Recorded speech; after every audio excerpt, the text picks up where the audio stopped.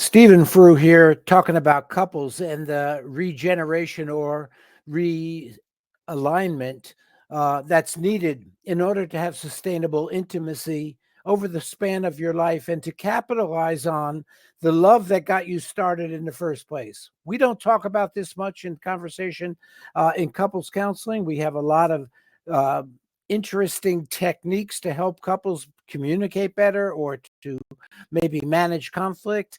But we don't have a lot about where is the original love? What happened to the original love? Where is it now in your midlife experience with distance with each other or with chronic argumentation or something like that? Where are you? So we want to talk about that for just a few minutes this morning because this whole series is going to be about recapturing and and metamorphosing in your love for each other. So I want to start with um, noticing that when the hormonal cocktail bludgeoned you both, that's what I want to say, bludgeoned you both into saying, we're really in love. And she's a woman, boy, I've never met a woman like her. And he's different than any man I dated, and so on. When you've got into that mood and then into the spell, we're in love spell, that that whole time, that could be a couple of days, that could be a couple of years, but we're going to talk about it as if it's the first phase of your marriage. And that whole time, what you're doing is you're attending to maintaining and maybe expanding that original spell. We're in love. Oh boy, she kisses me like nobody ever has, or he's kind and he would never, or he always. There's a lots of beauty. Not only that, but you add children. That's a big deal. That takes a lot of energy and time and focus. And then you add a home.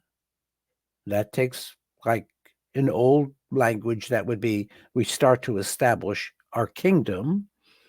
And then you talk about your career and her career, or what you do, what your vision is for your life financially, geographically. Maybe you even talk about it a little bit spiritually, who you are. But that takes about the first half of your life. It takes about all the way to midlife. And somehow in midlife, you all know that these are generalizations, and of course you can't scientifically prove what I'm saying. I want to give you some ideas, some pictures, some images that you can talk about that will bring up some conversation between the two of you. So you get to midlife, which is like a second adolescence for most of us.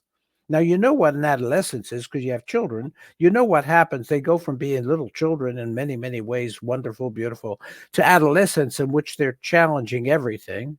Who says so? And who do you think you are? And I don't know what, and I'm depression and I'm upset. I'm anxious. All kinds of things happen in adolescence. The Germans called it the period of stress and strife. Strom and Drang or some word like that. And so in your adolescence, which we're calling midlife, here's the task. We're going to have some fun because it's going to be the next podcast. Here's the task. This thing that you called in love, this realization, this identity with some powerful force within you, notice that was only partially mined. You used it, have children, build a house, start a career, all of that good stuff. Great. But now you're in midlife and there's a call to further mine that original force. If you don't mine it, you head towards senility and indifference with each other.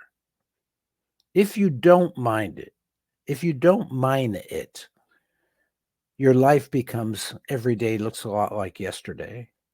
If you don't mine it, you might be saying, this job is not for me. I don't know what I want to do with my life. Or this man is not for me. I just don't love him anymore. This woman is not for me. We don't kiss anymore. Our sex is boring, flatlined.